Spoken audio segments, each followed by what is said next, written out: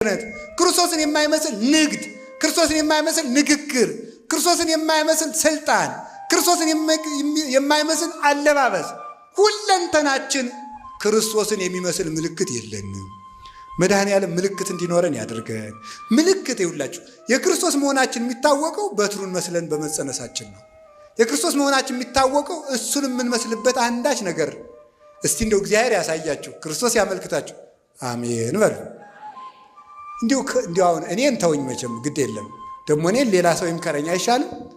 እንዲህ አሁን እናንተ እስቲ አሁን ምናችሁ ክርስቶስን ይመስላል? እስቲ ንገሩኝ። ስናገር በሉ። እሺ ትመስላላችሁ? እንዴት ነው የምትሉ? ውጣ ግባ ትመስላላችሁ? ለስበላ እስኪ ስበላ በሉ ደግሞ አገሩ እንጂ ትመስላላችሁ ወይ? ሐመሯ ስለብስ እስኪ ስለብስ በሉ ትመስላላችሁ? እሺ ስትነግዱ ምን ስትሾሙ ስትጋቡ፣ አዎ ክርስቶስ ለቤተ ክርስቲያን ሞተላት። ለሚስቱ የሚሞት ባል የለም። ቤተ ክርስቲያን ለክርስቶስ መስዋዕት ትሆናለች፣ ለባሏ መስዋዕት የምትሆን የለችም። ምናችን ነው ክርስቶስን የሚመስለው ብለን መጠየቅ አለብን። ክርስቲያን ተብያ እንደው ክርስቶስን የሚመስል እናንተ በግ እኮ ጥጃ አይወልድም፣ በግ ውሻ አይወልድም። የክርስቶስ ልጆች ሆነን እንዴት የዲያብሎስ መልክ ይኖረናል? ይህንን ነው በእውነቱ ማለት ነው ጌታ ያስተማረን። ምልክት የሌላቸው በጎች ማለት ክርስቶስን የማይመስሉ ክርስቲያኖች ማለት ናቸው። አሁን ነገ ሁለት ነገር ነው ማስተላለፍ የፈለግኩት፣ ጨርሻለሁ ትምህርቴን። አንደኛው የክርስቶስን ስም ይዘው ክርስቶሳውያን ያልሆኑ መናፍቃን ሲመጡ ምልክታቸውን እንድታውቁት ነው። የክርስቶስ ሰው ከሆንክ ምልክት ምንድን ነው? እስቲ ይሁት ፓስተሩን ይሄ እመቤታችን የሚሰድበው ምን የሚለውን ምልክቱ ምንድን ነው? ከራባት ነው? የክርስቶስ የመሆኑ ዝላይ ነው? 24 ሰዓት መብላት ነው? እርግጫ ነው እያለ ነበር ልጅ እዚህ የሚቀርጸው ልጅ ማለት ነው። እርግጫ ነው? ቦክስ ነው? የክርስቶስ መሆን ውሸት ነው? ገንዘብ ማካበት ነው?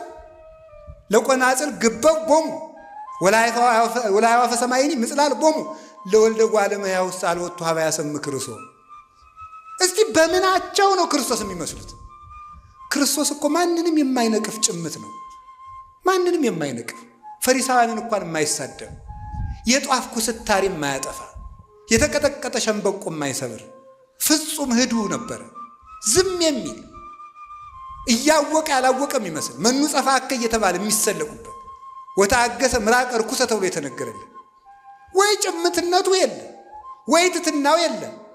ክርስቶስ ከአብ ጋር አንድ አምላክ ሲሆን አብ ይበልጠኛል ይላል። አባቶቼ ይበልጡኛል በሉ ለማለት ነው።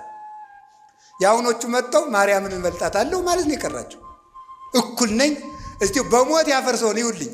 አሁን ያሉ ዛሬ ያሉ በምድር ላይ ያሉ ፓስተሮችን እስቲ እንደው በመጽሐፍ ቅዱስ ካለው የሚበልጣችሁ አንድ ሰው ንገሩ ይባል የለም። አንድ የሚበልጣቸው ሚካኤል አይበልጣቸው፣ ገብርኤል አይበልጣቸው፣ ዳዊት አይበልጣቸው፣ አብርሃም አይበልጣቸው፣ ጳውሎስ አይበልጣቸው፣ ድንግል ማርያም አትበልጣቸው። የሚበልጣቸው አብ ብቻ ነው። ክርስቶስም ወንድማቸው ነው። በእነሱ ሎቱ ስብሐት። የሚበልጣቸው ማንን ከየት የመጡ ናቸው እነዚህ?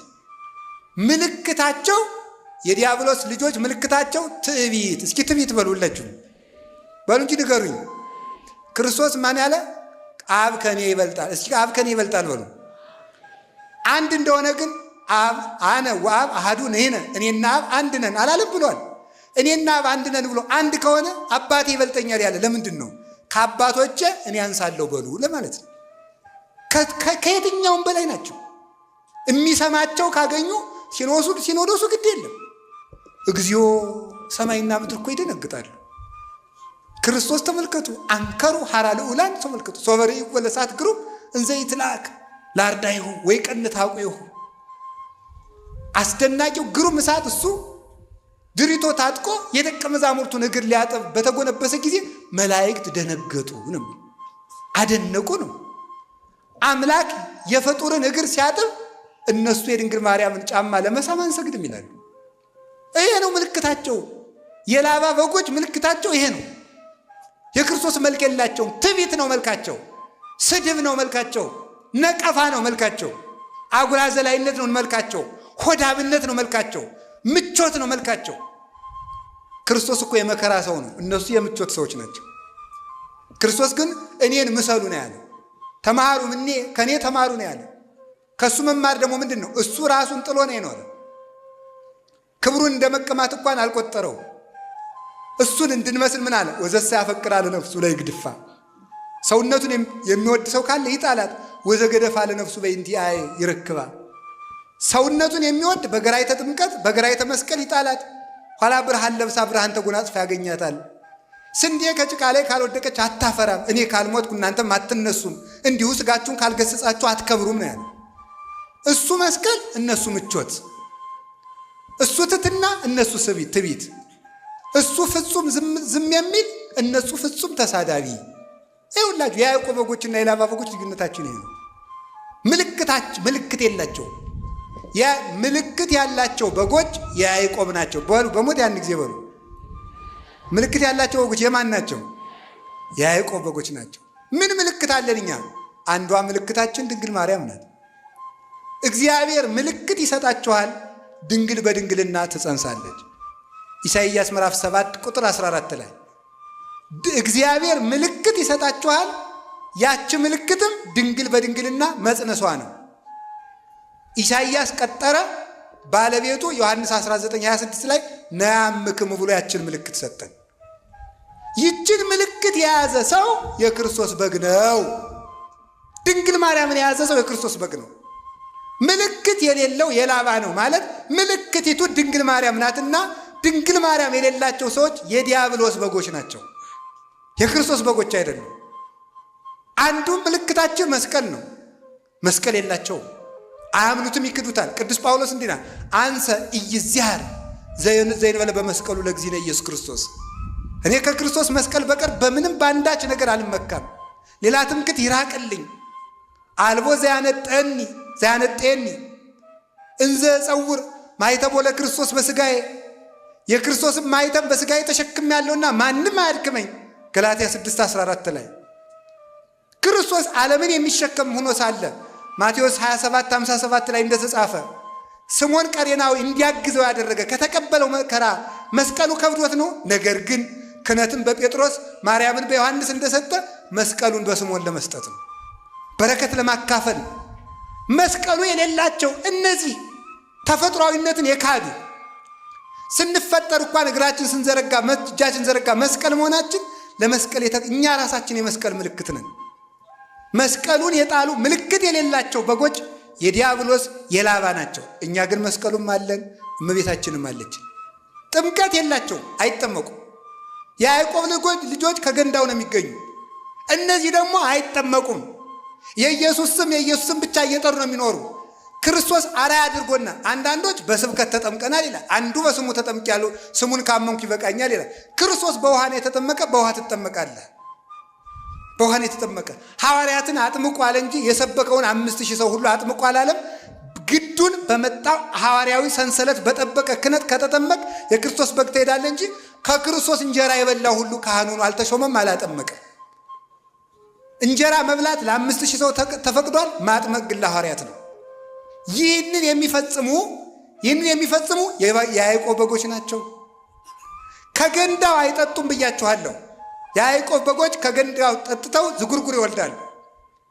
እነዚህ ደግሞ ከሐዋርያት ጉባኤ ተምረው ቅዱሳን አባቶቻችን ካስተማሩ ጉባኤ ተምረው ክርስቶስን የመሰለ ልጅ ይተካሉ። እነዚህ ግን ተመልከቱ፣ አውራዎችን አይፈልጉም፣ መምህራንን አይፈልጉም።